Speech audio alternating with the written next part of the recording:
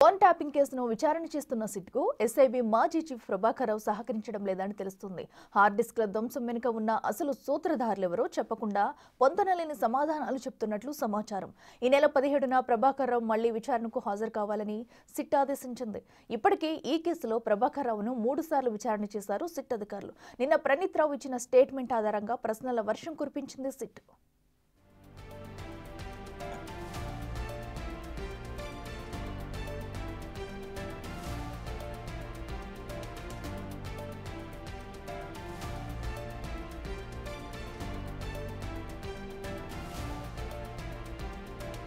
రైట్కి ఇదే అంశానికి సంబంధించి మరింత సమాచారం మా ప్రతినిధి సుజాత లైవ్ లో అందిస్తారు. సుజాత, చెప్పండి. ఇటు ఫోన్ ట్యాపింగ్ కేసులో ప్రభాకర్ స్టేట్మెంట్ అనేది చాలా కీలకంగా మారింది. అయినప్పటికీ కూడా ఆయన సహకరించట్లేనట్టుగా కూడా మనకి సమాచారం అందుతుంది. అసలు సిట్ ఏ కోణాల్లో దర్యాప్తు చేసింది? డీటెయిల్స్ ఏంటి?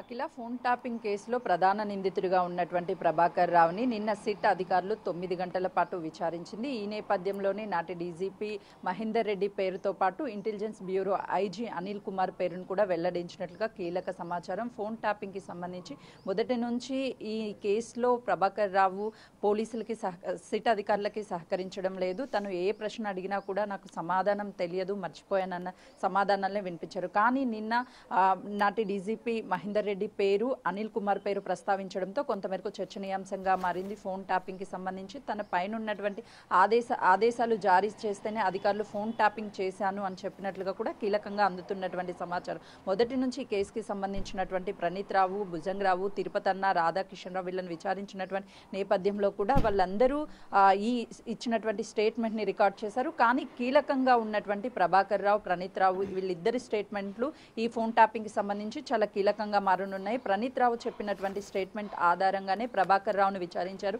ప్రణీత్ రావు ఫోన్ ట్యాపింగ్ చేయడానికి ప్రధాన కారణము ప్రభాకర్ రావు చెప్తేనే చేశాను అని చెప్తున్నారు. ప్రభాకర్ రావు నిన్న మాత్రము డీజీపీ మహేందర్ రెడ్డి వీళ్ళు చెప్పినటువంటి ఆదేశాల ప్రకారమే నేను ఫోన్ ట్యాపింగ్ చేశాను అని చెప్పేసి తను చెప్తున్నారు. అయితే హోంశాఖకి ఖచ్చితంగా కూడా వీళ్ళు ఫోన్ ట్యాప్ చేసే టైంలో సమాధానం ఇవ్వాలి. వాళ్ళ అప్రూవల్ అయిన తర్వాత మాత్రమే ఫోన్ ట్యాపింగ్ అనేవి చేయాలి. మావోయిస్టులు, ఉగ్రవాదులు వీళ్ళకి సంబంధించి దేశ రక్షణ కోసము ఇలా ఫోన్ ట్రాప్ చేస్తూ ఉంటారు. కానీ వీళ్ళు ఆయుధాలకి సంబంధించి అదేవిధంగా కొన్ని సంఘ విద్రోహ శక్తుల ఫోన్ ట్యాప్లు చేయడానికే మేము ఇదంతా ఫోన్ ట్యాప్ చేస్తున్నామని కొంత డేటాని హోంశాఖకి పంపించారు. కానీ ఆ డేటా మొత్తం కూడా ఫేక్ పంపించి కొంతమంది ప్రైవేటు వ్యక్తులు, వ్యాపారవేత్తలు, రాజకీయ నాయకులకు సంబంధించినటువంటి ఫోన్లను మాత్రం వీళ్ళు ట్యాప్ చేసి కోట్లాది రూపాయలు వెచ్చించినట్లుగా కూడా అటు కీలకంగా అందుతున్నటువంటి సమాచారం. 17వ తారీఖున మళ్ళీ ప్రభాకర్ రావు సిట్ విచారణకు హాజరు కావాల్సి ఉంది. ఈ రోజు నుంచి బాధితుల స్టేట్మెంట్ ని కూడా రికార్డ్ చేయనున్నట్లుగా కూడా